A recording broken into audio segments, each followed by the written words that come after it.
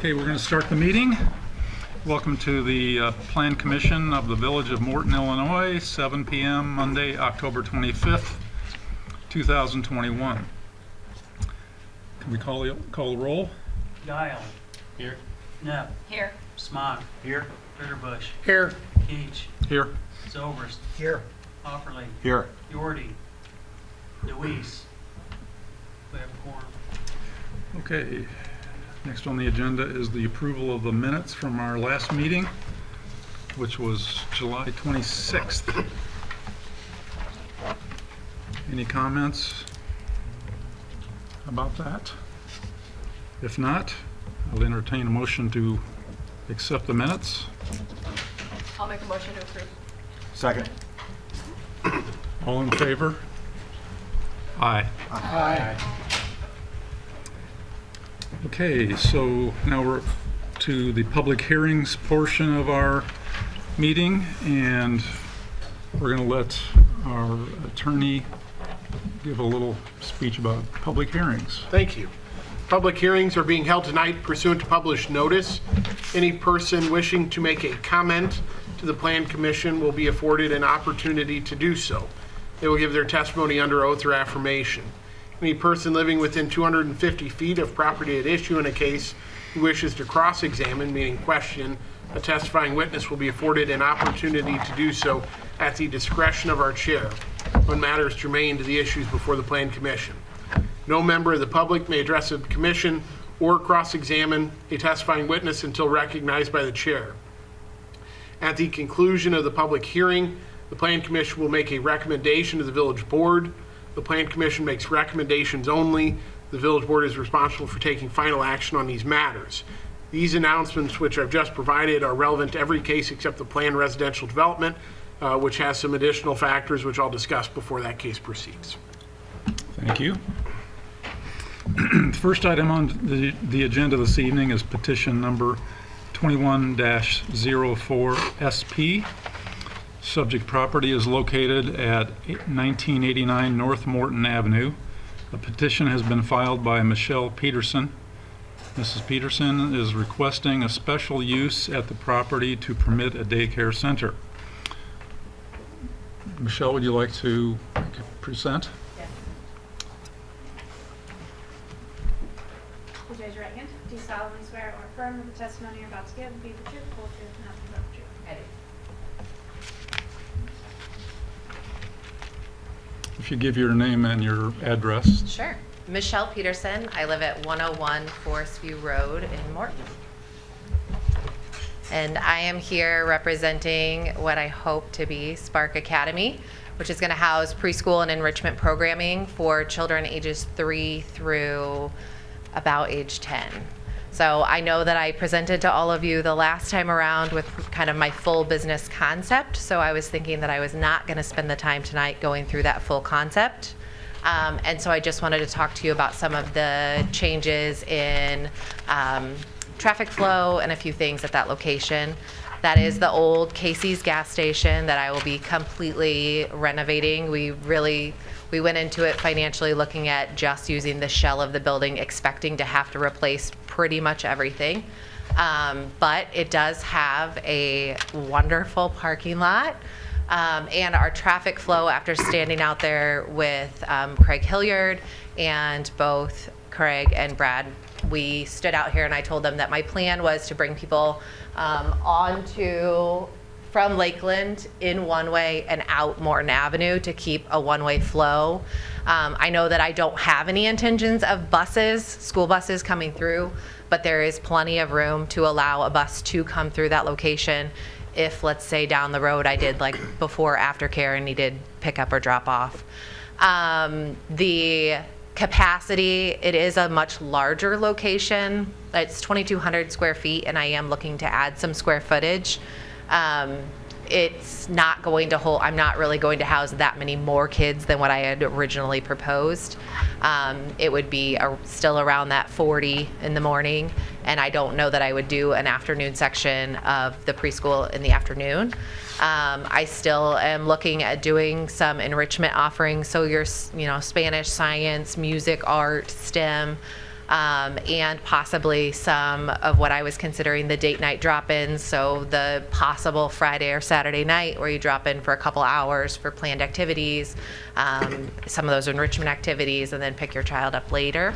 And so that's kind of the use for the facility. I'm going to fence in the entire back section of the part of the property to be a playground space for kids. It's a great grass area. I've got plenty of room. And I've already cleared all the EPA questions that came up with the property because it was previously a gas station. There are no, EPA has cleared everything because that was one of my big questions was, are there tanks? They're not, they were removed. And EPA, the only stipulation on the property for EPA purposes is I cannot use the groundwater, so I can't put in a well, but I don't plan on doing that.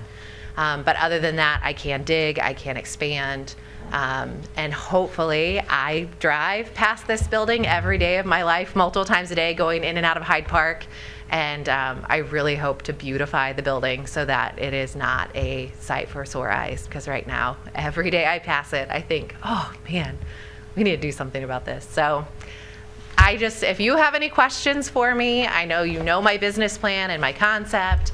And I know, last time we had issues about safety concerns. So do you have any questions for me? Any questions from the board?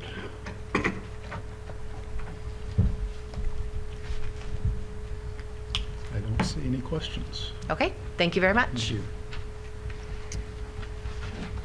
Is there anybody present this evening who would like to speak to this petition? Okay, how about right here in the front? You need to come. Can I just stay here? No, you need to come forward and swear, or you have to present yourself to the recorder here and swear or affirm. Please raise your right hand. Do you solemnly swear or affirm that the testimony you're about to give will be the truth, whole truth, and nothing but the truth? Okay. Okay. We'll find out. We live at 313 North First Avenue. We bought the house about 30 years ago and it was zoned. Ma'am, Yes? that hearing is coming up, but that's not what we're talking about right now. We're Oh, all right. talking about a different petition. Oh, okay. So I'll look forward It will to be tonight though. tonight. Oh, Yes. sorry about that. That's okay. Okay. That's okay. I misunderstood too. So yes, tonight, I'll just give a preview. We are going to be talking about the First Street zoning tonight and other things. Is there anybody who would like to speak to the petition about the early childhood daycare center at the corner of Lakeland and Morton Avenue? Okay, we've got a gentleman in the back.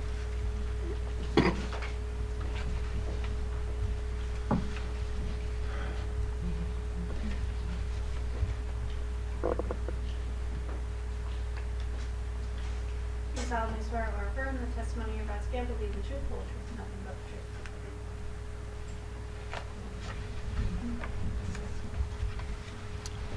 I would just like to say a few words about the proposed project. Could you please give your name and Oh, I'm address? sorry, Ronald Curlin, and I live on Lake Crest Drive, right across the street there. Okay. I in no way, I don't speak for the neighbors or anything, but I have kind of talked to a few of them. Ed, did you get a letter? What do you think? All this and that. I see nothing wrong with it. I didn't hear any negative comments from the neighbors. It would be a very regulated business. Wouldn't be a lot of traffic problems, anything like that, I don't think. And I'm in favor of it largely for, if you look down the road, what could end up going in there.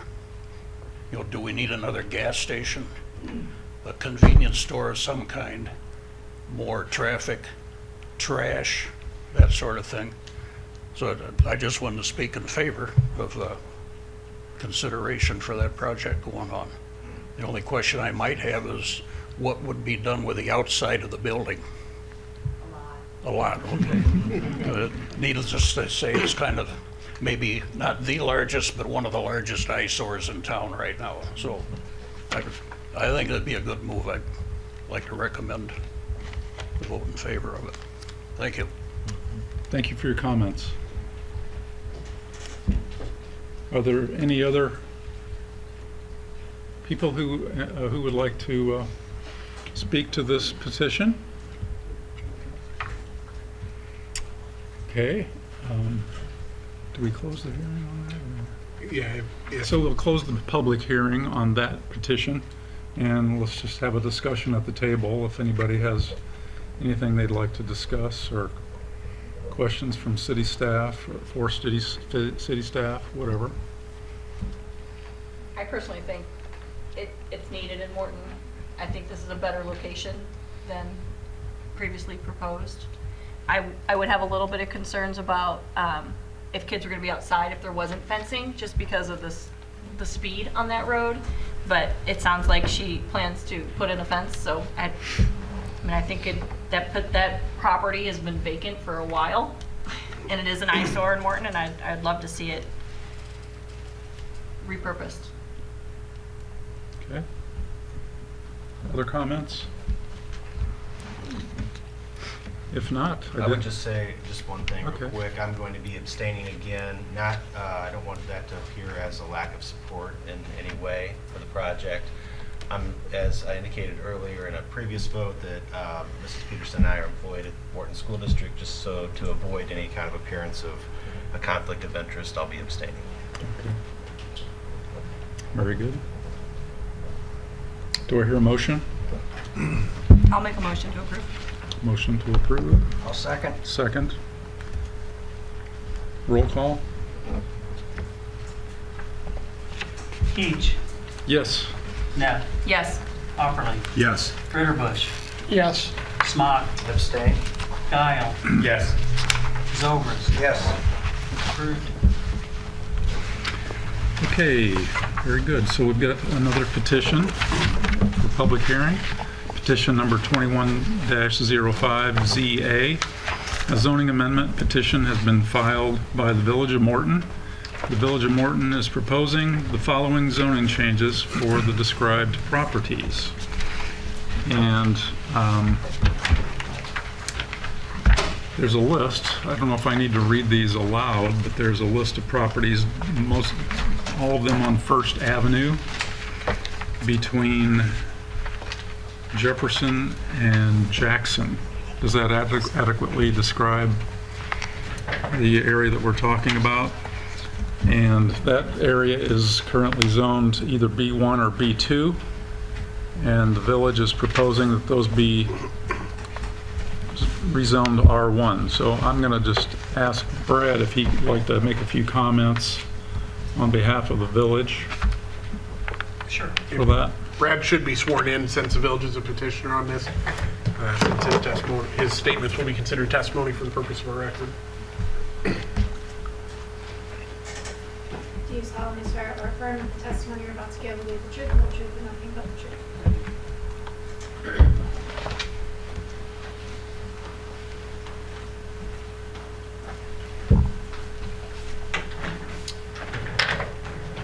So the properties that are being proposed to be rezoned currently are either B1 or B2. But to our knowledge, all but 3 of the properties are actually being used as residential. So therefore, you've got a lot of properties that are zoned as B1 or 2, which would be business, where actually it's being used as residential. Our thought is to actually align these properties to what the actual use is, to what it's actually being used as, which we feel has been, I think we went back and we went all the way in the late 70s, I think is when this came to be rezoned even into the Bs. But like I said, our recollection, we think it's mostly been used as residential. So we're just trying to align this as more of what the current uses are. Okay.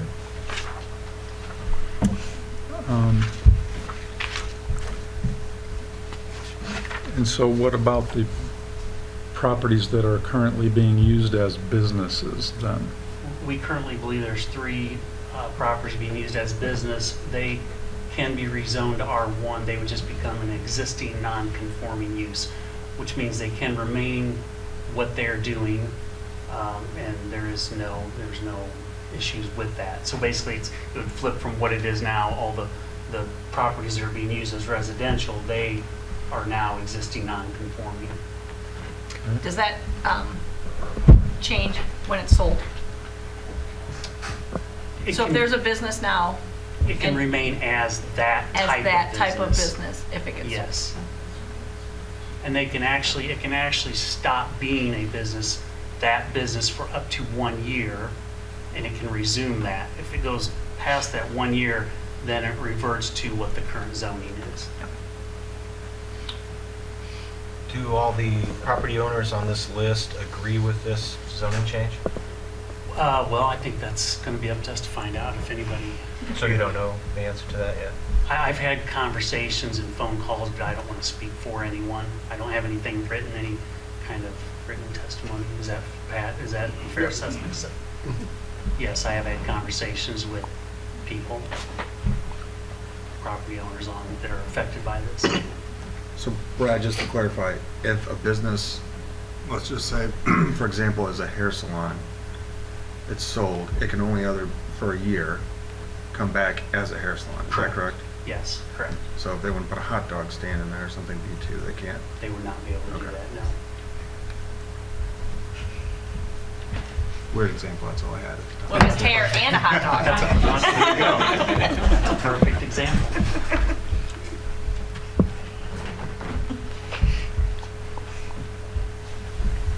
Any other questions for the petitioner from the board?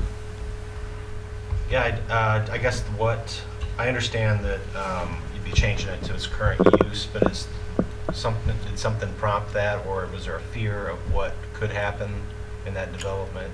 Oh, I just think it's good practice to have zoning aligned with what it's being used. I mean, there's probably many factors and many thoughts, but for a long time, this area has been used in a non-conforming way. So I think it's become clear that people tend to use it as residential, that if you go down the street, they were, I mean, I can't say for sure, but they look like they were all houses from the beginning.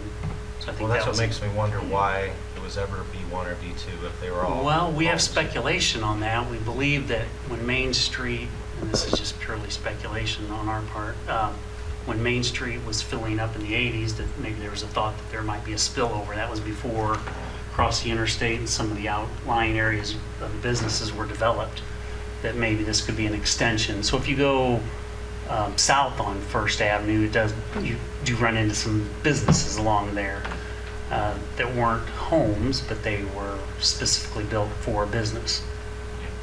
So I believe the idea was maybe this would spill over into First and create an avenue for business to expand. So what we're doing here is there's at least three of these addresses will switch over now to non-conforming. Currently, those addresses are conforming, so they will go to non-conforming. So that could put a hardship on those three addresses if the business that's there now disappears and somebody new wanted to do a new business. Well, they would have to align with current zoning, correct? Yes. But that's not business anymore then. So they would revert to R1. Correct, yes. But somebody could buy the business and keep doing that type of business. Yeah, Yes. that type of business, but if Yes. they were to do some other business, that would be, Yeah. Exactly like Bill's example, correct.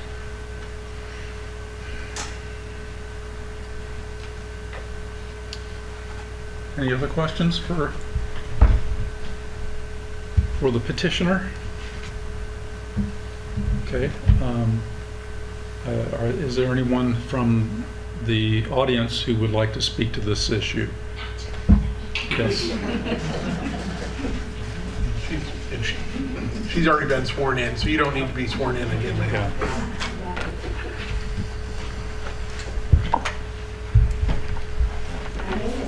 Lori Smith, but I live at 313 North First Avenue.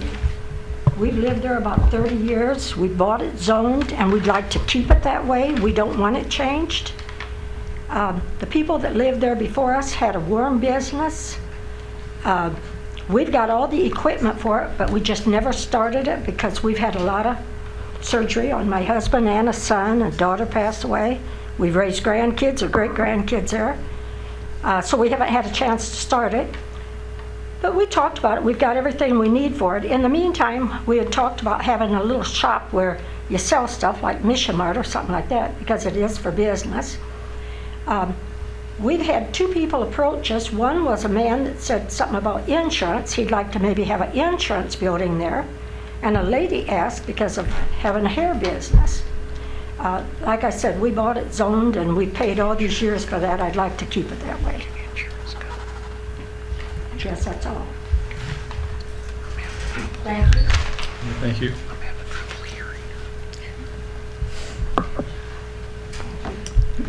you. Anyone else? Please. Do you solemnly swear or affirm that the testimony you're about to give will be the truth, the whole truth, and nothing but the truth?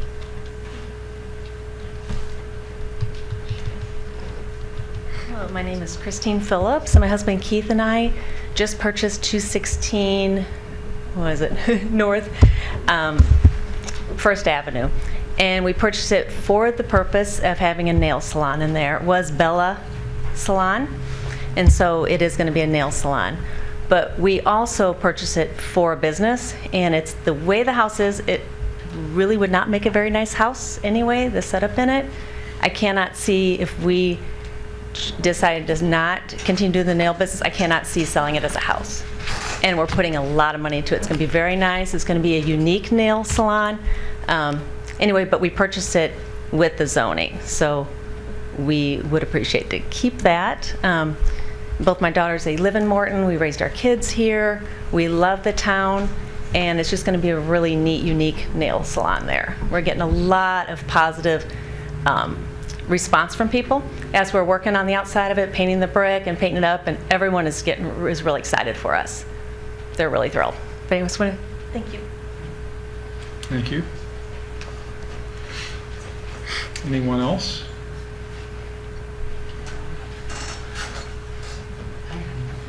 Do you solemnly swear or affirm that the testimony you're about to give will be the truth, the whole truth, and nothing but the truth?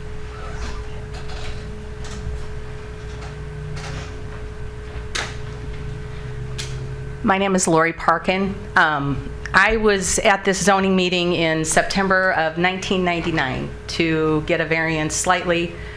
The building I purchased as a commercial building at 205 North First Avenue, which I bought up right up against the city parking lot that has the post office box, catty corner from Morton Utility Office, and that. So I bought it and needed to get a variance because I put in a ramp.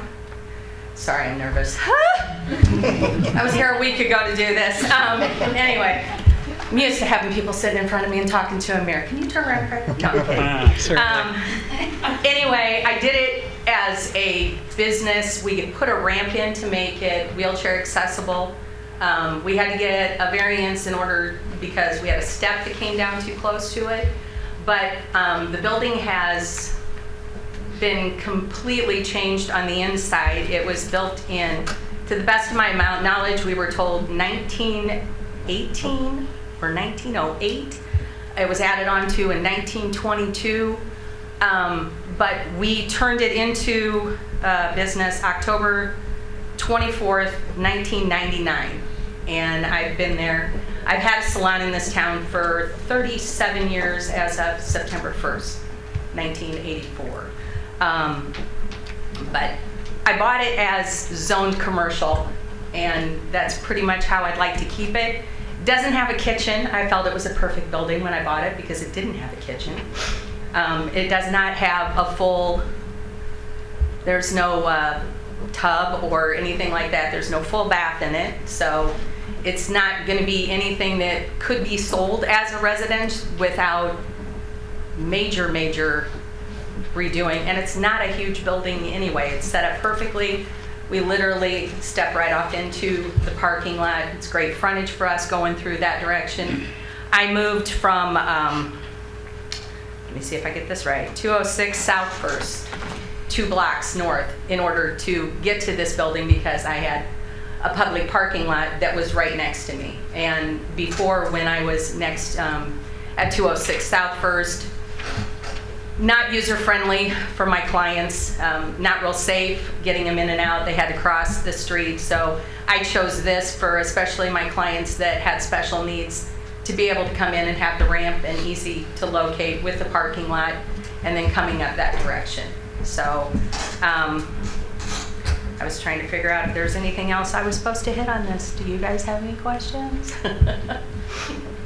I would just like to keep it zoned business and not residential, because that completely limits us on what it can be turned into ever. And I don't know if I'll have a catastrophe and not be able to do hair for a year, and then it would be limited to only being a hair salon, which kind of, we have plenty of them in this town. Like I said, I've had this one for this many years, but I had one for 37 years. So it's not like they grow, they just change spots, but not really. So it would eliminate a lot of potential buyers. We've had people approach us to buy it for commercial. And I'm pretty stubborn. I'm like, not until I can't walk anymore. Although some days when it gets real cold like this, it may be closer than I think. But I've been approached quite a few times, and I just tell them, no, I bought it to stay here until I'm done. So 58, so I'm not going anywhere real soon. So, any other questions? Thank you. Thank you for your comments. Anybody else? I see a raised hand.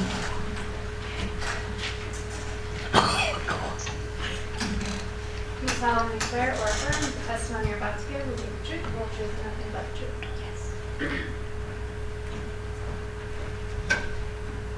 I'm Lori Bartels. I live at 308 North First.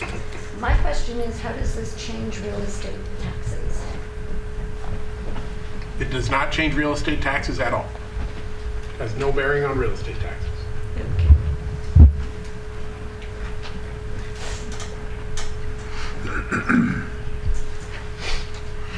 Anyone else?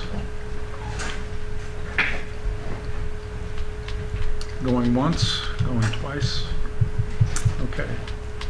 We'll close the public hearing portion of that petition. What is the board thinking? Well, I'll start. I see zoning as having 2 important functions. One is to give property owners, to maintain property owners' expectations of what they can use the property for, what it is valued at from the point they purchased it. And the other, as we've seen in these meetings, is to give expectations of what adjacent property owners might have to deal with in terms of what could be next to them. So those sometimes work against one another, as we know. And so in this case, I mean, to forcibly have someone change zoning on a property that they had a certain expectation for use, I struggle with that. If we were going to go through and voluntarily select, those that wanted to change their zoning, and then maybe gradually over years acquire all of the properties little by little, you could keep approaching it, and those that voluntarily wanted to change the zoning, I mean, that would make sense to me. But I struggle with the idea of taking a property that someone has purchased, a certain value, a certain use, and then changing that on them. No compensation, no warning. So I really struggle with that. But if you wanted to go piecemeal, I would go through parcel by parcel and say this person would say yes and this one says no. I would be open to that. Brett, was that ever considered?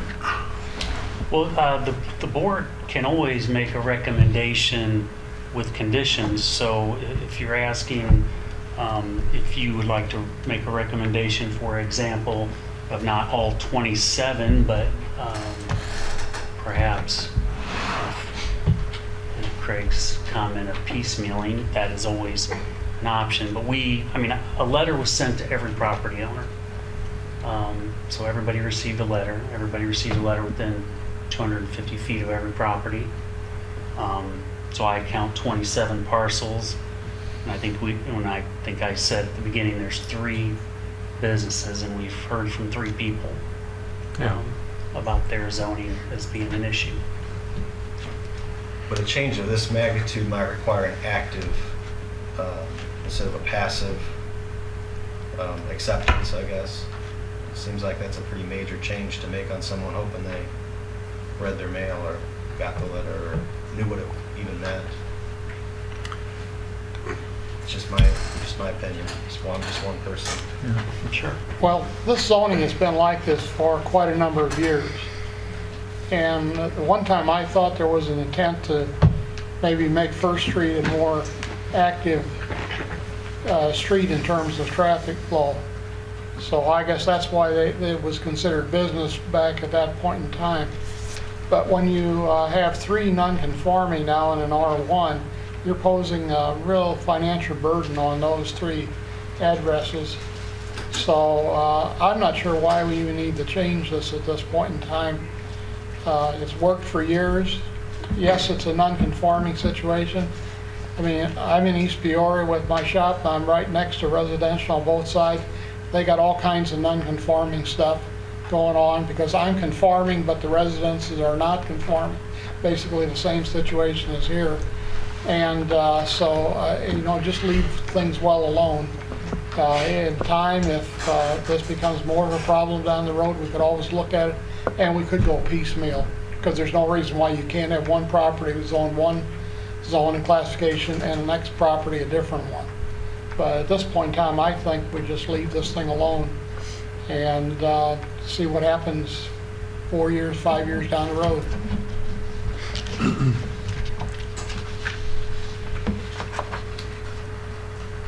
Any other? I'll just, I guess, chime in with a lot of what Craig is saying. I would be much more comfortable in the city approaching parcel by parcel, and if people are voluntarily willing to change. This time I'd change every one that people were willing to, and then over time, when properties change, the next owner may be willing to. But I can't say that I support, because we have 3 existing businesses, and it doesn't even matter if there's a business. If I bought, it's potential that somebody bought an R1 or is living in an R1 home in a B1 or B2 zone property, knowing that, and knowing that they think their property has more value when they sell it, because they think, hey, I could sell this as a business and somebody will give me more than they will for a house for it. I don't know, but I have to say that that could be happening, and I just can't see that we would burden people financially in that way without knowing. So that's where I'd be coming down. I would just say I have a balanced view of this. When people move next to a B1 property, I equally think the person that owns the B1 property has a right to develop a business there within the constraints of the B1. So sometimes that might be against what the neighbors want. But again, it's about fair warning and what someone's expectations were when they purchased the property, or when they purchased a property near that property. It's kind of, everyone should be aware of what could happen there. So this is kind of a surprise to people that I'm not on board with. Brad, do you think it would be worthwhile to continue this and, maybe consider, the petitioner consider the piecemeal approach? Piecemeal's, I hate that word, but Right. the focused. The legal counsel, Pat, was. I think you could make a recommendation that's piecemeal. I would say it's completely unheard of to make literal contact with every property owner on something like this, to ask them. But if you wanted that, that could happen. That's just not the way it's normally done. So, normally it's notice and hearing and then your recommendation on the basis of that. But if you wanted direct contact and you wanted continuance for that, that's within your prerogative. Have we ever, I'm sorry, just because it's along the lines of what you just said there, have we ever changed the zoning on property where the owner was reluctant or didn't want to do it? we've done mass changes before in both. I don't remember any specific cases one way or the other. I know we've done. I mean, we rezoned all the B3s, like the Kroger complex, Field Shopping Center, those were all mass, those were multiple. And did anybody changes. protest it? I don't recall how that, transpired. So it would be unheard of to do it in mass where there were people protesting it. I don't know if that's true or accurate. I can't remember a case specifically either which way. Okay. So we have some board members who are reluctant to do this. We've heard from our public comment tonight was all reluctance. There was nothing positive for it. I'll just add that. That's my analysis. But I don't want to necessarily just slam dunk it closed if there's another way to approach it. One other, I don't mean to interrupt you. I mean, certainly your recommendation goes to the village board. You provide perspective to staff and to Trustee Hilliard, which he can relay on to the village board. There's nothing that precludes the village from submitting a subsequent petition. This petition was requested by the Board of Trustees, so this comes from the board. There's nothing that would preclude them if this measure doesn't pass from proposing a new recommendation or asking Brad to make direct contact with the owners or taking some new course of action responsive to your feedback. So. Yeah. Was this proposal discussed in open session in a meeting? Yes. And was the idea that some property owners wouldn't necessarily be on board with it? Was that part of the discussion? I don't recall discussion specific to that one way or the other. Okay. Okay. Has it been documented that any of the homeowners wanted a change to R1? I mean, I had conversations. I did speak to some property owners that called. Now, can I say that on what they said? That is that? Yeah, we've concluded the public hearing. It's not evidentiary relaying what others. I mean, I did. Yes, I did have people reach out to me that live on First Avenue, and they were. What they told me is they were comfortable and okay with the rezoning because of what I said. They were using it as R1. I do believe that some people don't even realize what they were zoned. They just knew it was their house. That's what they lived in. And the homeowners have the means to petition for themselves on an individual basis as well? Yes, they can. Yes. Right. But there's a cost associated, correct? Yes. To file a petition is $175.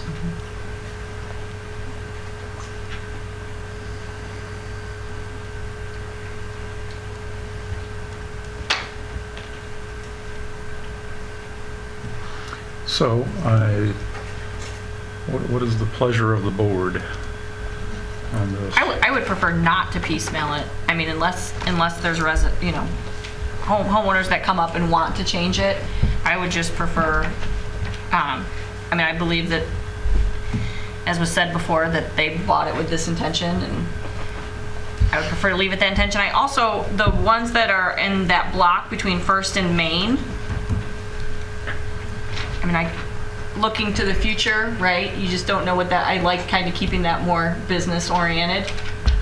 So the top half of that in this map, I'd prefer to leave business oriented. So in that aspect, I would also prefer to just kind of leave it as it currently is.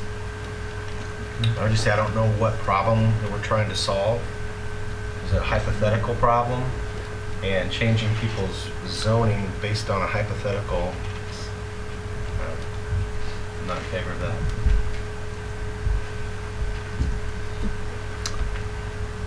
Okay. Is there a motion?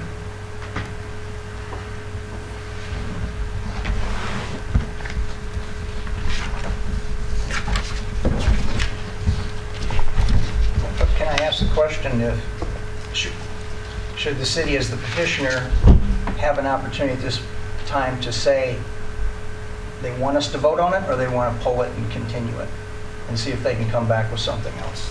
So that would be my only question. It was brought up, we didn't really answer that. Would you guys prefer there be a vote on it or would you prefer to pull it and I mean, continue it? I think I would recommend, in light of the fact that the board adopted a resolution asking for consideration of this specific proposal, I think it'd be appropriate for you to vote on it and your recommendation go back to them, and they can reconstitute and they want to propose something different. But I do think it'd be appropriate to vote on it tonight. I'll make a motion to approve petition number 21-05 ZA. Second. And second. Okay. Roll call. Nev, No. Guile, No. Ritterbusch, No. Smock, No? Hopperly, No. Zobrist, No. Keach. No. Okay. Next item on the agenda is an ordinance making amendments to section 10-15-12 of the Morton Municipal Code regarding the mixed-use overlay district map. That, to me, this particular amendment is closely related to the one that we just voted down. Yes, so it coincides together. So,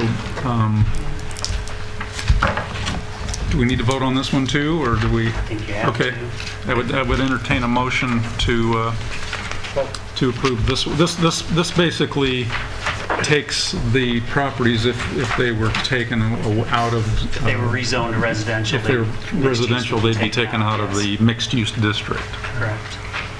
And so, since our recommendation was to not rezone those, If I may, before action on it, well, I'm sure it's going to be a no. We probably should verify no one wants to comment specifically on this ordinance. okay. Is there anybody, well, let's see, this is from the village. Does the village want to make any comments as a petitioner? I don't think anything Okay. would be appropriate. Is there anybody here tonight in the audience who would like to make a comment on this? Okay. Discussion with the board then? Just, is it necessary, the zoning change would have been necessary to do this? Because you could remove any piece, any segment out of the mixed-use area regardless of the zoning, right? So. You can't have a business in residential, so if that was all zoned as residential, it couldn't be a mixed use because that's business and residential. I thought mixed use meant there was, in the same building, there would be residential and business. I think what Craig is asking is there any reason why we couldn't take the mixed-use zoning off of that street? That is what I meant. Either, Yes, you could. even though it's, Yes. Or assuming this can't, everyone's going to vote no, but I mean, you could take that street out of the mixed use. Yes, you can. Okay. Sure. Okay. I just wanted to clarify what we were approving or denying. okay. All right.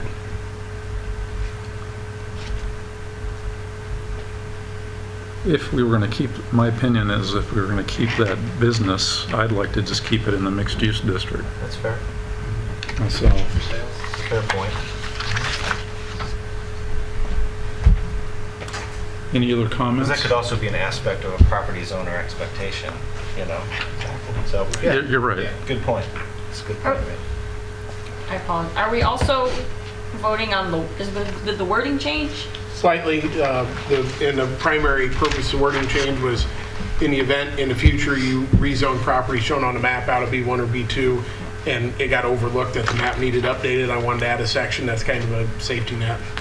The wording changes are ministerial or more technical personal preference changes. Also, we recently updated our code software in the manner in which we link maps and our code has changed. And so that was the other effect of the change was I was going to use a new manner set forth.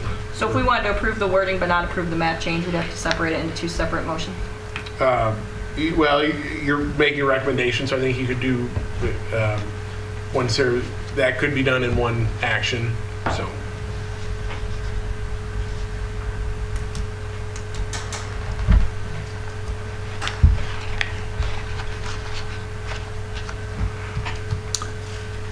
Do we have a motion?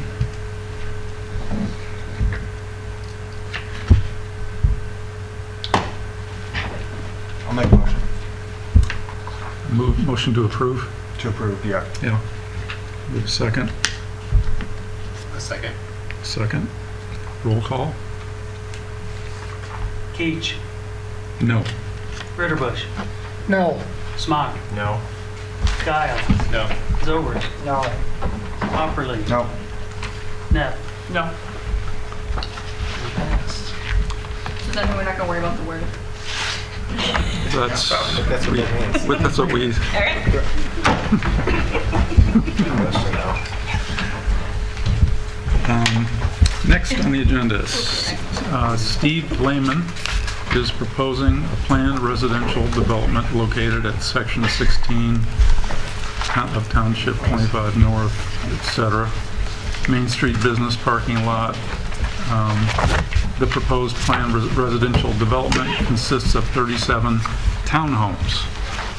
Would the petitioner like to? Can I, before the Yes. petitioner is recognized, I want to provide a little additional guidance both to help the board and the petitioner on this, or to help the public be informed on kind of what this matter is. It's a little different than the normal case that comes before you. Haven't had a planned residential in a number of years. There's a process laid out in our code for your review and consideration of a planned residential development.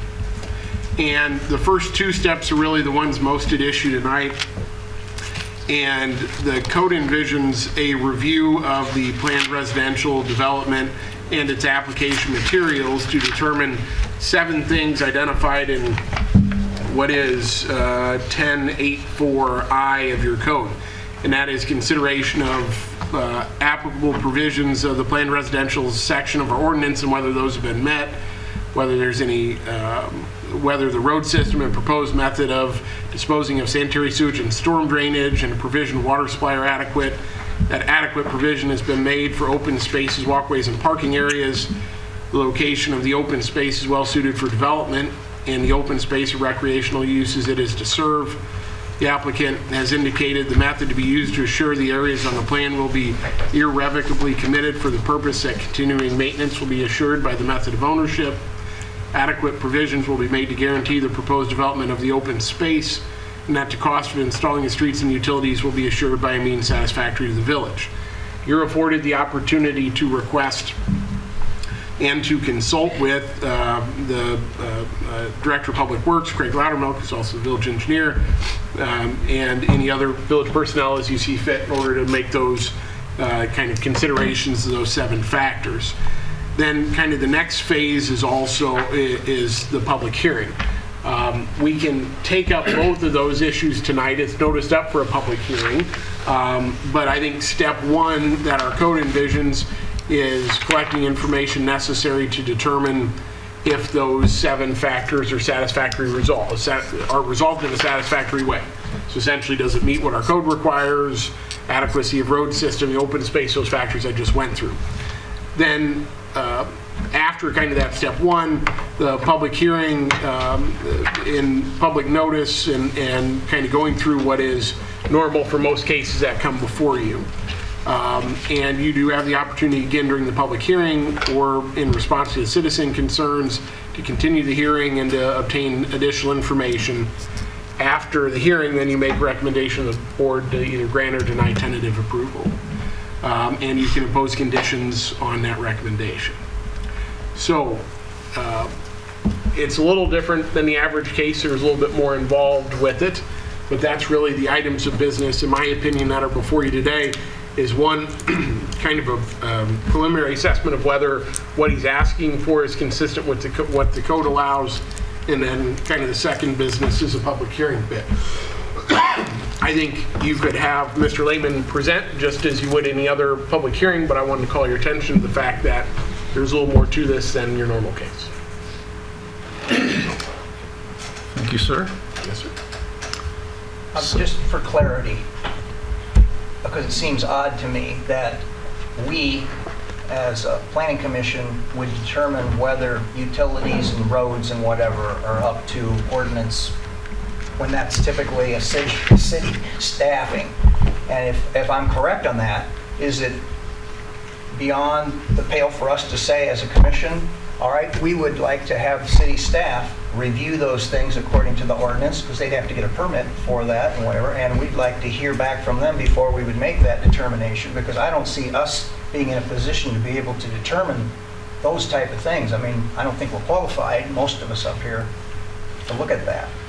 Am I interpreting what you're saying right? Yes, so that's one of the factors, that's a part of kind of the review of the application material, is evaluating the road system, sewage, storm drainage, and water supply provisions are adequate. Planned residential developments often deal with scenarios where someone doesn't meet the traditional subdivision model. Maybe it's a density issue, maybe it's setbacks, maybe it's orientation of the road, maybe it's private streets or private sewer mains, water mains. But it's absolutely appropriate for you and within your purview to request feedback from the Director of Public Works to assist in your determination of those propositions. There is also additional steps after the business before you deny it involving final approval, and so there is steps after the tentative approval and before final approval, but you are welcome, and certainly within your purview and the code envisions having the ability to call on village staff to aid in your consideration. So that final approval would be sort of like us approving a plat, a final plat, that, things are kind of well in hand by then. Yes. And fully reviewed and vetted by the village. Yes. It'd be a little more involved than that, because we have to, in that final step, you're verifying compliance not only with not necessarily with our subdivision ordinance, but with the plan that was originally submitted. But yes, the lens you've applied is correct. It's an apt parallel. Yeah, so our village ordinance does say that as the planning commission, that we're to determine the following. And so, but right at the end of that list, it does say that we may consult with appropriate personnel from the village. So I think we should have the petitioner make his presentation tonight, and we should ask him questions. And if everybody feels like we can determine from his presentation everything that was in this list, we could approve it, or we'll just see where the questions lead, I guess, and see what public comment is as well from the citizens. So having said that, I'm going to ask, does the petitioner have a presentation he would like to make tonight?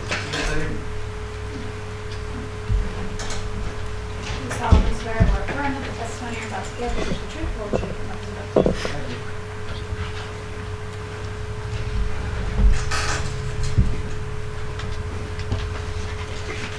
My name is Steve Lehman.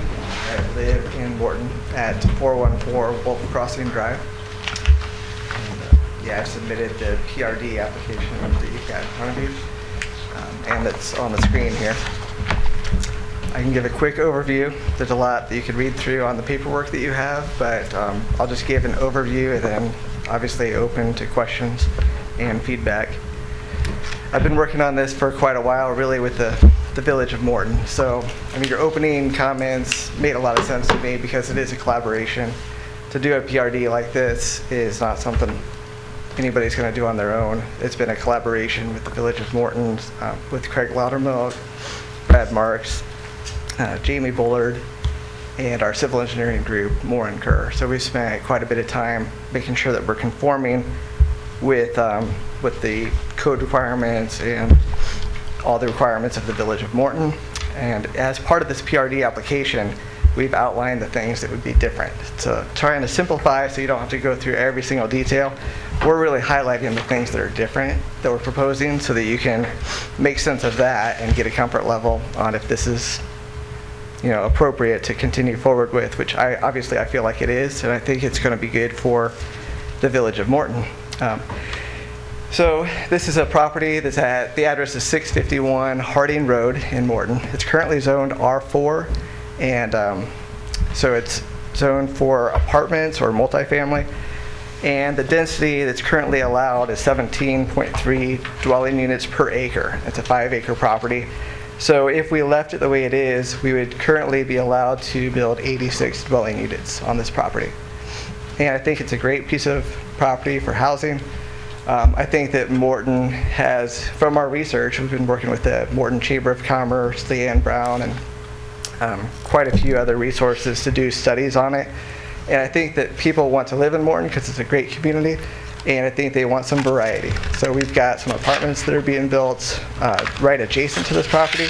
But I think that some people are really looking for a townhome experience, something a little bit different. So the reason we're bringing this to the table is because we think the variety is good for the community. So one of the differences is we're dialing down the density from what could be 86 dwelling units down to 37. So I think that's, in my opinion, that's a positive for approving this. Let's see, what else is different? We are keeping the same setbacks for the parking, which is 10-foot minimum, so that's no change. The front setback is still 35 from the street, which was Harding, and then the rear and side setbacks are currently 25 feet around the perimeter, so we're keeping all those the same. One of the key differences is the setback between the structures. So in a typical residential situation, you would have a separation of about 12, I think it's 12 feet from building edge to building edge, and here we're presenting 10 feet. So we are bringing the buildings slightly closer to each other than what you would have in an R1 situation.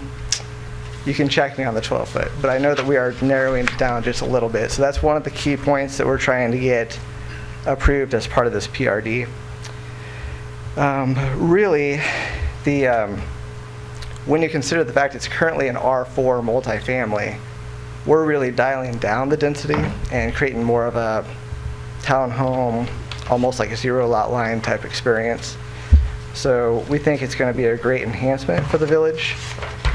And as far as the utilities and the infrastructure, as with the multifamily, you would have a water service that's going to each building, and sanitary sewer that gathers all the, obviously, the drainage from each building and funnels into one pipe to leave the property.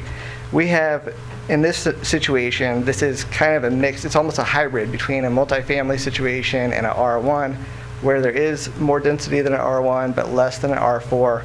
But we're creating an opportunity where each dwelling unit has its own water supply, its own sanitary sewer, its own gas supply, all the electric, so all the utilities are going directly in to each one of the dwelling units. So these could potentially be sold off as condos or individual homes. And so we're really trying to put all the infrastructure and the utilities in place to where that's an easy switch to pull and to be able to sell these off over time. So, and we have on the handout and on the slides, we have a preliminary utilities layout for the water, the sanitary sewer, the storm drainage, and the gas lines.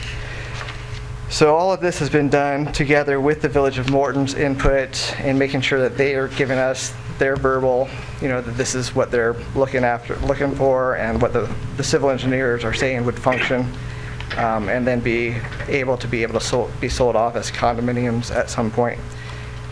The roadway isn't a city street for lots of reasons. It's the benefit to the Village of Morton to have this be a private road. Well, for one thing, it's already an R4, so it would normally be a private drive-in, drive-out anyways. That's really not different than its current zoning. But it's a benefit to the Village of Morton because it's a road that the village will not have to maintain. So it's a private road, privately maintained, as far as the utilities and the roadway. And let's see what else we have here. On the, I don't have a page number, but if you flip to the one that's got the green on the sheet, you'll see that we had, as part of the PRD request, we have to do an analysis to show that we have plenty of green space, and we're exceeding the basic requirements of green space. We actually have more greenery here than what's required. So we're really I think we're meeting all of the requirements from the PRD section in the code and in the village handbook. And we're showing it here with the calculations.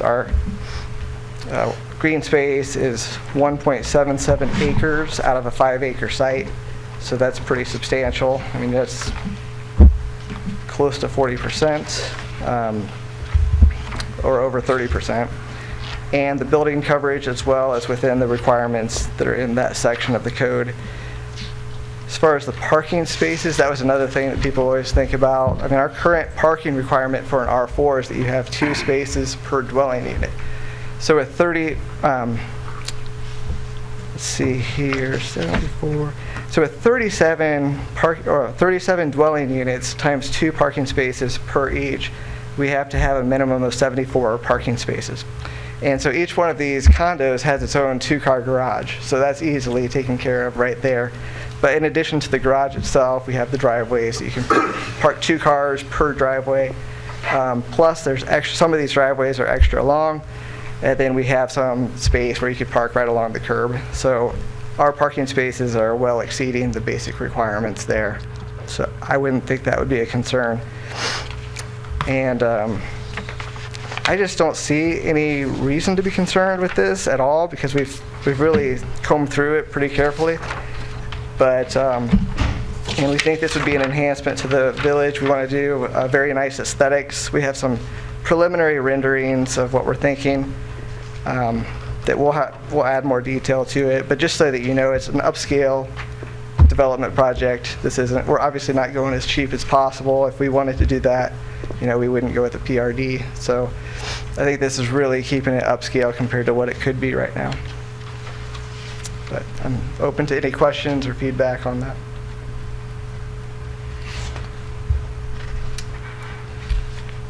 Any questions from the table? I have a question. So is it a homeowners association? Because you've got private drive, snow removal maintenance, Yeah, so that's a great question. It's actually initially a one-owner property. So as the developer, we're the owner of it. We take care of all the snow removal, the lawn care, and the tenants then are renting, and with the option that potentially they can buy it once we turn it to condos. The idea is that if or when it would eventually become condominiums, then there would be a homeowner association or a condo association, like you're referring to, where a portion of money is pooled in month by month to care for the common spaces and all that. That would be down the road if there was individual ownership. Exactly, yeah. From the onset, we're taking care of it as a developer for the foreseeable future. But yeah, the long-term goal is that they become home ownership opportunities. Do you have a timeline on that? On the transition or on the initial construction, we're hoping, starting this spring, once we get through all the planning process, and hope to have it done in a year and a half, maybe 2 years for some of the last ones. But then as far as transitioning it from that point to condominiums, I mean, as soon as everything is kosher with proper with the Village of Morton, I would think, year 3 or something like that, we could start doing that. I have another question. Yeah. You talked about having 1.77 acres of green space. Yes. The ordinance requires you to have 1.5 acres of common open space. And common open space isn't just necessarily grass. According to the ordinance, and I refer to 1058B, Okay. common open space. Common open space shall meet a specific parcel of area of site in usable size configuration and well located in relation to other aspects of the site development plan to accommodate permanent green space and/or recreational facilities for the common use of enjoyment of the residents. I see 0%. Not 1.77, that's grass. This is different than just grass. Where do you have planned to put the recreational facilities for the common enjoyment of the residents? I think that's part of placement of the details of it. Right now we show that we have lawn area that can be used for recreational. Recreational could be anything, but we would like to have the larger open spaces as play area for kids and just recreational. But placement of specific recreational items is still in process. So is that open space supposed to be contiguous, like one piece of Okay, it property? doesn't mean the grass in front of the residence. Right. I'm just asking, yeah, the code is Other asking. members of the area to come and play catch or whatever in front. So it does include that. I also have a question on your configuration of the road. Yeah. I realize you only have one ingress egress. I have concerns with fire apparatus. You have a less than 90-degree turn there with vehicles which will be parked on the road. Have you had conversation with the fire chief regarding the size necessary to take that turn and also to come back around and try to get out the same entrance that they came, or same exit that they came in?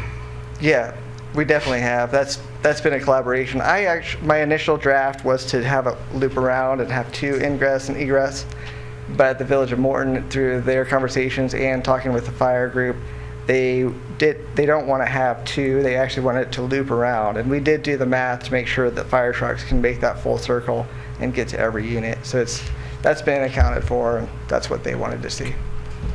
What size did they need? Do you remember?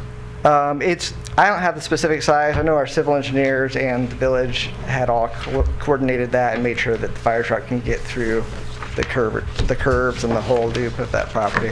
And that's with vehicles there?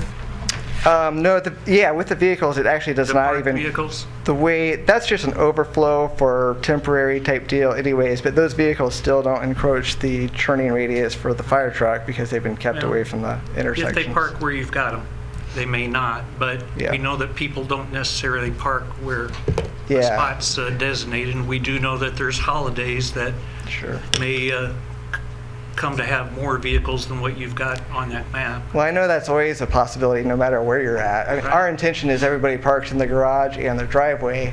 This is just more of if there was, for some reason, somebody temporarily was to go up on the curb for a while, you can still get a fire truck through there.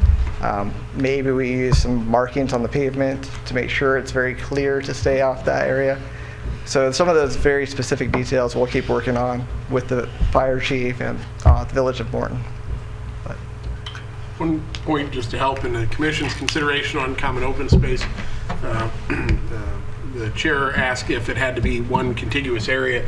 Code doesn't require that. It does, building on what Trustee Hilliard stated. There's two additional parts of definition. Plan Commission in its review shall determine the appropriateness of the site or sites to be set aside for common open space in relation to the uses for which proposed.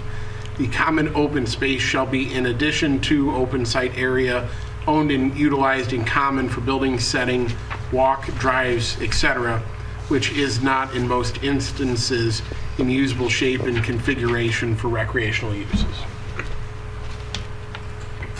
So essentially, what that, in my application of that is not every, which I think was Trustee Hilliard's comment, there's some interpretation which is for the commission to make in terms of suitability of the proposed open space, but not just making it blade of grass doesn't make it open space. It has to be, in your determination, suitable for, in a suitable shape and configuration for recreational uses. Yeah, I think I would like to see more detail on the open space myself. I mean, I was, in my reading of the planned residential development, it's just full of open space talk. I mean, there's just all kinds of talk about open space as being, you know, I think probably just to guard against being too densely packed, I guess, you know. Yeah, we'll continue to put more detail on that. Plantings and I think there needs to be like some consideration given to, you know, the recreation that it affords, or what's happening on the amenities on that piece of open space. I would just like to piggyback on something Mr. Hilliard said. I don't know which is longer off the top of my head, a fire truck or a school bus. But if you can do a school bus analysis, and as he mentioned, you've got parking, you've got piles of snow, different things that impede that kind of turn radius, that would be some concerns. So I can't judge the width of what you've got there, whether it's similar to a Morton street or not. I don't think it is it? It's 24 feet, is that what it is? We're on the, let's see here, I think we're at 25 feet on the street width. There we go, yeah. It's 25 feet, so it's not a whole lot different, but it is slightly narrower than a full-on city street. But yeah, I mean, that's part of the analysis, make sure the buses can navigate, fire trucks can navigate. Okay. And that's the next step in the process, is just refining every dimension to make sure it works. So I think we're 90% there in terms of knowing that it functions, but any of those tweaks we'll still have to adjust as we go. You talked a little bit about setback. Yeah. I know between the units, I feel like that's not as big of a concern, because in a normal R1, you want some distance between the units. Right. That way, any type of vehicles can go in for landscaping or whatever. And here, I don't think that'd be as big of an issue. But what is the setback currently from the property line to the back of the units? Do you know if that's the normal? That's still the same, which is 25 feet. So that's the current situation for the current zoning is 25 feet, and that's what we're sticking with on this.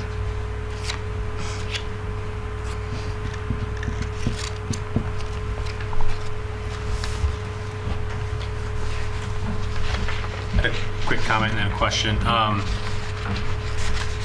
Brad, correct me if I'm wrong, in the PRDs, he doesn't have to necessarily conform to village code, correct? As long as... Not everything, that's correct. Right, okay. The standards have to... Certain standards like street widths, the 25 foot Correct. could potentially be okay, doesn't necessarily have to hit the 34 foot, Correct. which is in there, okay. And I guess the question then I have is for stormwater detention. Are we requiring any for this property? I don't see any. Yes, it would have, yes, Or- stormwater. And I believe, not the stormwater, but I mean, that's going to all be accounted for, yes. It would have to meet the stormwater requirements, yes. Okay. Which we have, and this is part of the subdivision where the stormwater has been factored for this property. So that it is in the calculations. Okay. And it's being taken care of at the neighboring site. Okay. It's being taken care of at a neighboring site? Yeah, the neighboring, so the stormwater detention for this lot and the neighboring lot has already been provided at the lot downstream from it. So it's as part of the subdivision, that calculation is already flowing in. Okay. Will there be needed remedies to that existing detention with all the impervious surfaces that's going on in this lot as well now? The developer has already got they've already made assumptions on the impervious area for these properties, and the on-site detention at the lot just south of this is already sized to accommodate. So it's being provided for already.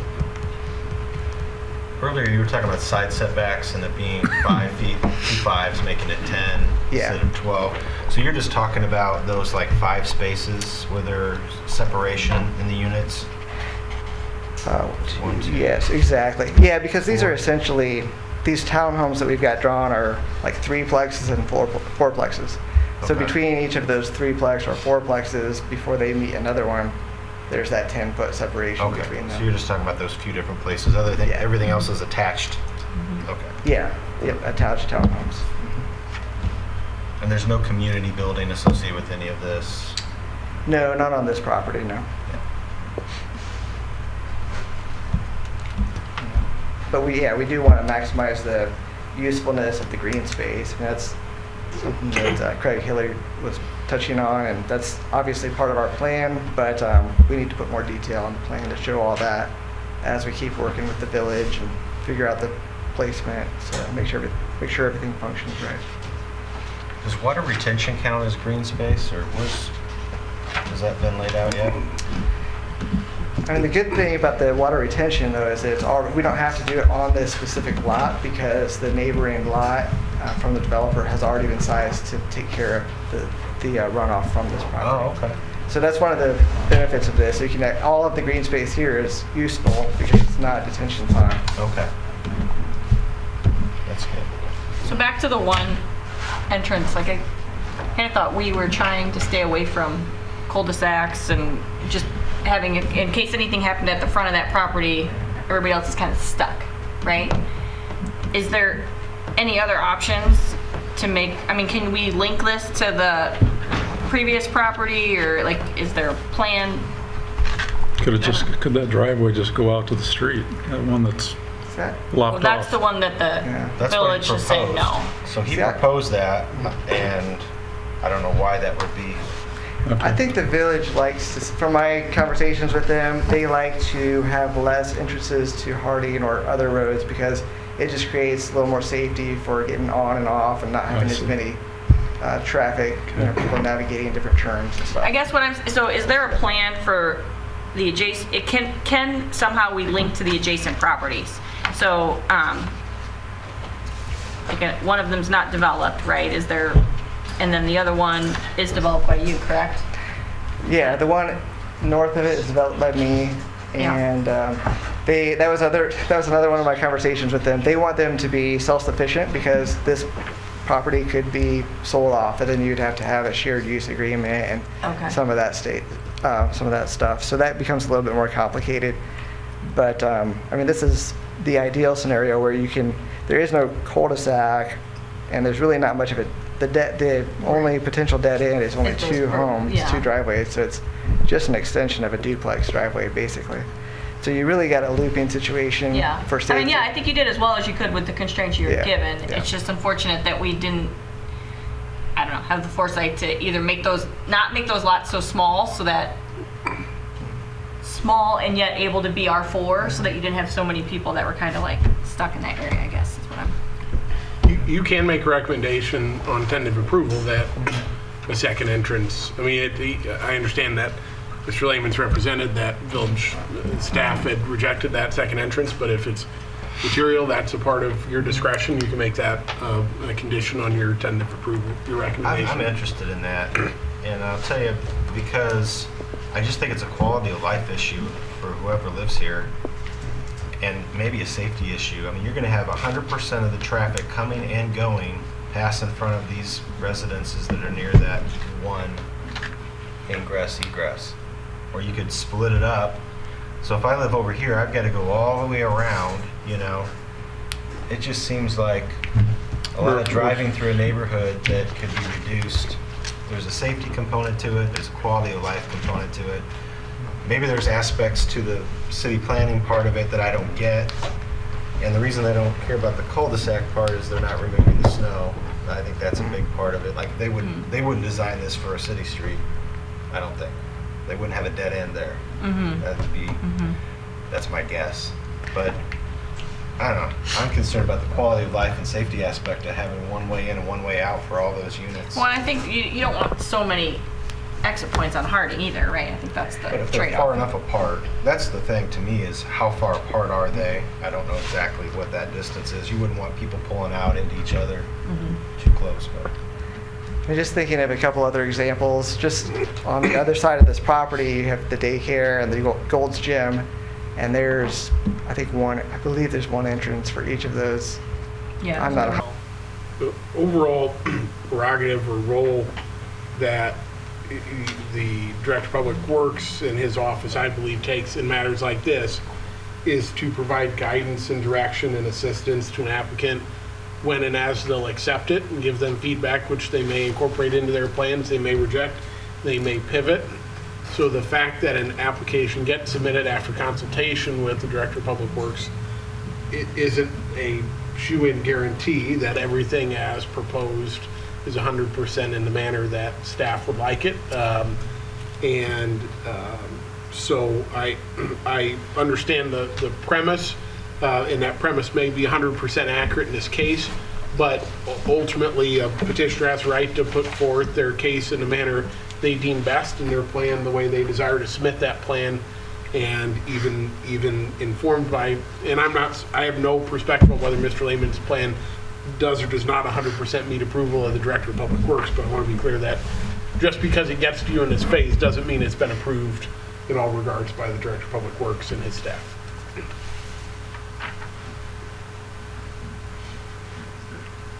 Well, to your question, Mr. Chairman, I don't see, I don't know enough to be able, I mean, with the items that are listed that we're supposed to verify and say that have been met, I don't know enough to do that. I mean, Mr. Lehman's even said, you know, they're still working on defining certain things. We have to see those.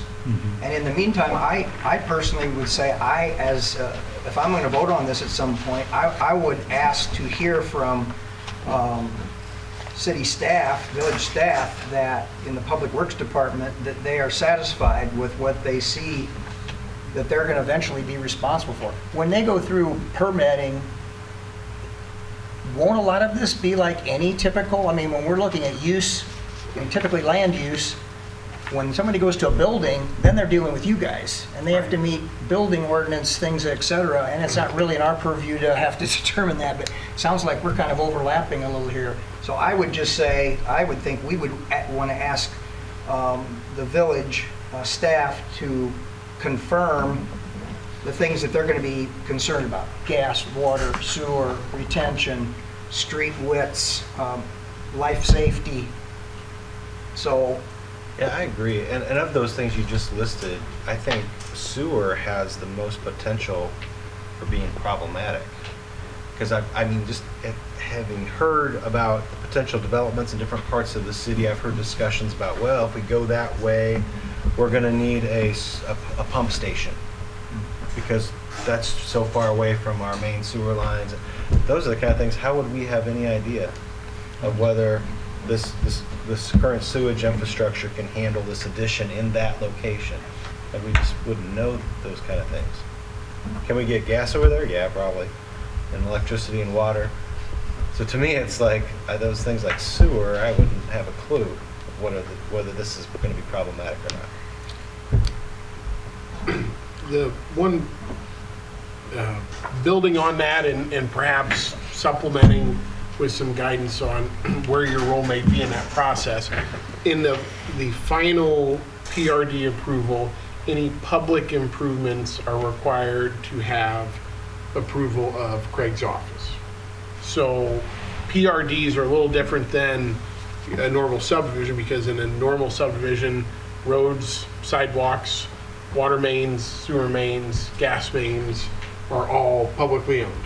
And there's a point of demarcation, whether it's at the main or at the property line or at a stop, where service lines become the owner's responsibility.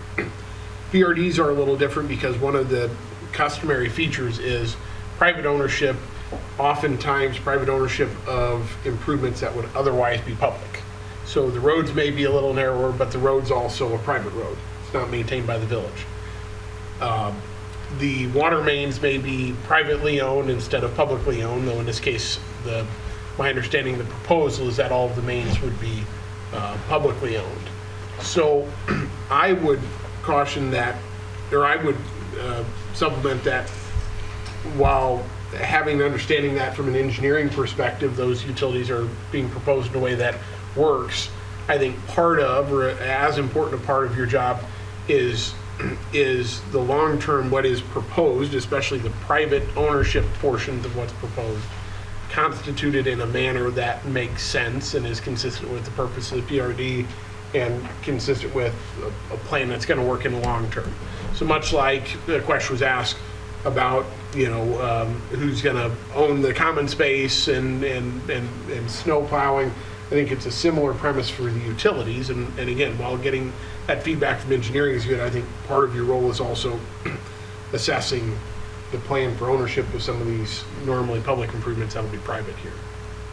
And it seems like a transition to individual ownership would be pretty complicated if the infrastructure was privately owned in its entirety at first. The premise of a condo, of making condos and transitioning this into a condo is there's some harmony between where they're starting at in condos.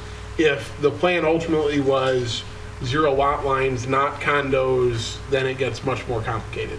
But to take what's proposed here and turn it into a condo is actually less complicated than you would think, because what you do is you take those common elements that are under developer's ownership you put those into the association, you create a due structure, you create an organization. It'd be much more complex to do it in a different tool other than a condo. Okay, gotcha. Do we have any other examples of PRDs We can have, point to? I can't speak to historical practice as to whether the PRD process was followed and approved. We do have, and Brad, you might do better at Hampton names. Way, Hampton Way. Barrington, Yeah. Root Circle, Fox Creek, those are all PRDs. So we could ask, the Plan Commission could ask staff, have there been any lessons learned in any of those PRDs that we don't want to repeat? I think to reiterate what Pat said, I don't know what process was taken at that time. Yeah. But I believe that was all done before Craig, done before me. I don't really care about the process. I'm talking more about what we But ended you up mean with. like for right now, the problems and issues with it Yeah, now? what are the issues at Barrington? What are the issues at Fox? You know, Generalized, I'm aware of one set of issues that's presented generally by the prior similar developments, and that has to do with ownership and maintenance of fire hydrants, water valves, and water mains, and a reconciliation of, quote, private ownership of those utilities with EPA's assessment of private ownership. And in some instances, if you have private mains, you have to have a private water operator for those mains. It's my understanding that in light of the experiences of those prior developments, what's proposed here is public mains and private service lines. So I know there have been, at least in that instance, some teaching points from prior developments in terms of what worked and what didn't that were factored in by staff and consulting with Mr. Lehman. I can't speak beyond that, but I know that from professional experience working with Director of Public Works.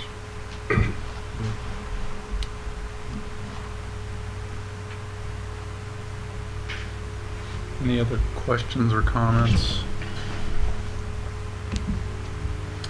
It asks a lot of us as members of the Plan Commission, and I don't have the answer yet on, I have not been able to determine the following, and then there are a list of 7 things that Patrick read to us, 3 of which mention open space out of the 7. So, and that, I don't think that's been answered yet adequately this evening, but how that's being addressed or solved. I'm going to suggest that we continue this hearing to the next meeting, because the clock starts after this hearing if we decide to make some kind of a motion on us, if we don't make a final decision, which I don't think we can at this meeting, and we go ahead and say, let's approve it with some caveats or something like that, then we've got 45 days to get it all figured out. And I'd rather not put that clock on us. And the way the ordinance is written, we're supposed to be reviewing these 7 items before this meeting, or before the public hearing, so. Any comments on that idea? And then in the meantime, between now and the next meeting, I think we should invoke our right to consult with the appropriate village personnel, including village engineer and the Department of Public Works, in reaching these determinations. So when you say that, are we asking them to come present next month? Or are we all reaching out to them individually, or? I don't think we should reach to them individually. I think we should, as a part of our work today, we ask them to get more involved in helping us determine the answer to those 7 questions, and in working with Mr. Lehman, what is, it'll be, I'm sure, a 3-way conversation. And I'm happy to be the spokesperson for the Plan Commission, if that's your desire. But I just feel like we need to get more feedback from the petitioner and from the village on determining the answer to those 7 questions. I'm definitely in favor of that. We typically get in other petitions, when they're not a PRD or whatever, comments from the city that said, you know, hey, This is a just good so day. you know, we're concerned about this, or we're okay with this. I mean, that's, I think, all I'm looking for is for the staff to say, we've looked at this, we've addressed some of these things with the developer, these haven't been addressed, we have a concern here. At least that gives us something to be talking about. Yeah. Entrances on the road. This is less than that, and that's what we'd have to decide is that acceptable? Because otherwise you got traffic going both directions and you got turning situations that get complicated. So we need to take a look at that and figure out how many feet there are between those entrances. And Well, I'm gonna leave that question up to our city engineer, you know? I mean, I think that's but they need his expertise. they need to make an opinion on that, then we can decide whether we agree with that opinion Yeah. or not. So really, we need to kick it back to staff to go through the 7 issues and any others that we've come up with. Give us an opinion from their viewpoint, and then we can look at it and see whether we agree with it or not. Otherwise, we can't do this in an open meeting, go through every detail. So I move that we continue this to the next meeting. We ask the staff to address the issues in the plan development part of the ordinance, and before the next meeting, give us their opinions on those items.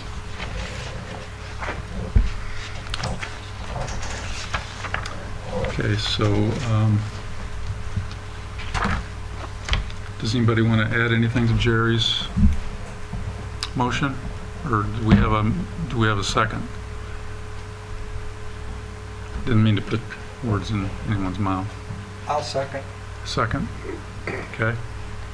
And discussion? Does that make sense to everybody? Okay. It's a roll call. Ritterbusch, Yes. Smock, Yes? Dial, Yes. Zobrist, Yes. Keach, Yes. Neff, Yes. Hopperly. Abstain. Okay, the last item on tonight's agenda, and we're still in a public hearing, is an ordinance making amendments clarifying the definition of drive-in to include drive-through restaurants to Title 10 of the Morton Municipal Code. Brad, do you want to give us a little discussion on that? Yes, so we're adding the drive-through because the verbiage seemed maybe a little dated. We're just referred to as drive-in. So I believe we were trying to clean this up so that it was very clear that, for example, if Culver's wanted to drive through, that seems to be the terminology for what that is. Pat, do you need to add anything to that, or is that clear enough? Yeah, and the clarification, the proposed amendment would make language match past practice, so it's always been a practice that a restaurant with a drive-through falls within definition of drive-in, but this makes that a little clearer in the code. Seems like about 40 years too late. Better late than never, right? That's fine. That means I approve. Any other comments, questions, motions? I make a motion that we approve that change. We have a motion. Second? And a second. Smock, Yes. Dial, Yes. Zobrist, Yes. Hopperly, Yes. Keach, Yes. Neff, Yes. Ritterbusch, Yes. Bruce. Okay. Let's see, I lost my agenda. Any other comments from Brad or Mr. Trustee Hilliard? Any comments? Well, if looking for a motion to adjourn then. Motion to adjourn. Second? And a second. All in favor, say aye. Aye. Opposed, same.